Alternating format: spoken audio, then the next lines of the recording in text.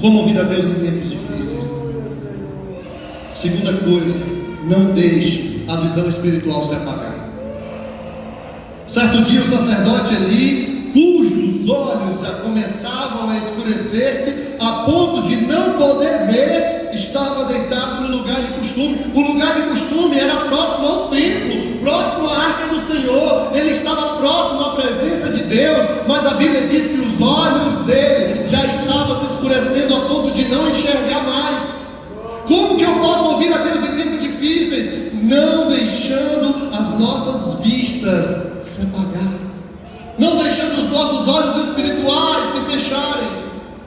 Às vezes a gente só quer ver naquilo que estão diante de nós e deixamos de olhar que servimos a um Deus que é Espírito, e a palavra de Deus diz que Ele se revela a esses, que os verdadeiros adoradores adorariam ao Pai em Espírito e em verdade, que Deus é Espírito, então adoraremos em Espírito. Muitas vezes queremos ver com nossos olhos físicos. Eu quero ver o meu milagre com o olho físico, e Deus está dizendo: não é com o olho físico que você vai ver esse milagre, é com o olho espiritual, é com o meu olhar. Eu quero ver o meu casamento ser restaurado com o meu olho físico, e Deus está dizendo: não, não é com esse olhar, é com o olhar que eu estou direcionando a você, um olhar espiritual. Precisamos não permitir que a nossa visão se feche para as coisas de Deus. Queremos ouvir a voz de Deus, mas não queremos compromisso com a palavra. Queremos ouvir a voz de Deus, mas não queremos compromisso com a sua obra.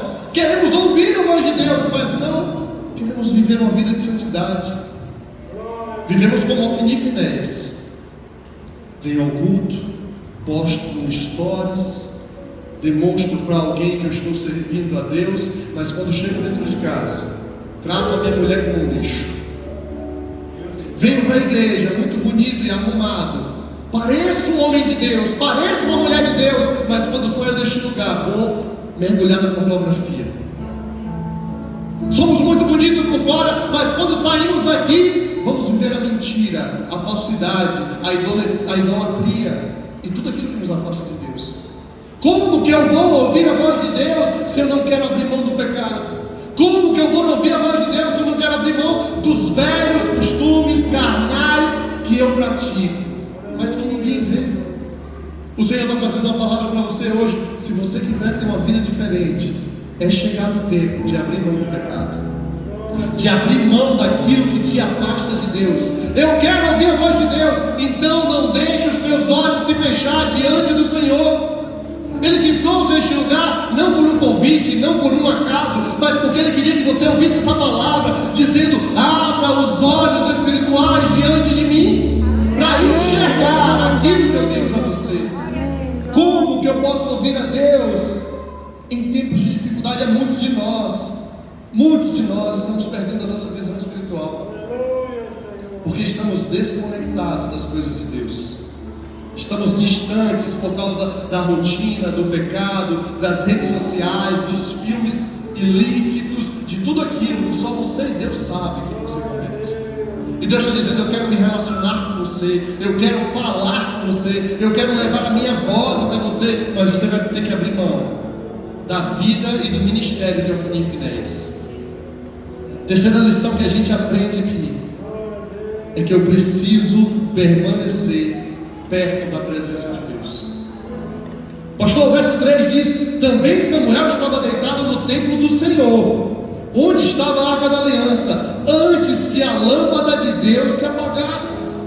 A gente precisa estar diante da presença de Deus constantemente. Eu não tenho que estar diante da presença de Deus apenas nos meus atos religiosos, mas eu tenho que estar diante da presença de Deus na minha casa, com a minha família, com os meus filhos, no meu negócio, no meu casamento. A palavra de Deus tem que ser plantada dia após dia. Eu quero ouvir a Deus, então eu tenho que estar diante da presença.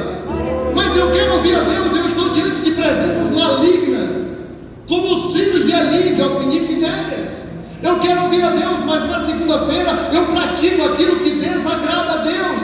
Não tem como ouvir a Deus se eu não estiver, Jonas, diante da presença do Senhor dia e noite. Amém, Jesus. Não é não é sobre um congresso, não é sobre uma imersão, é sobre uma vida diante dele. Ele dormia ao lado da arca de Deus. Nós precisamos entender isso. Antes que a lâmpada de Deus se apague, antes que a lâmpada de Deus se apague, Deus quer restaurar a tua vida.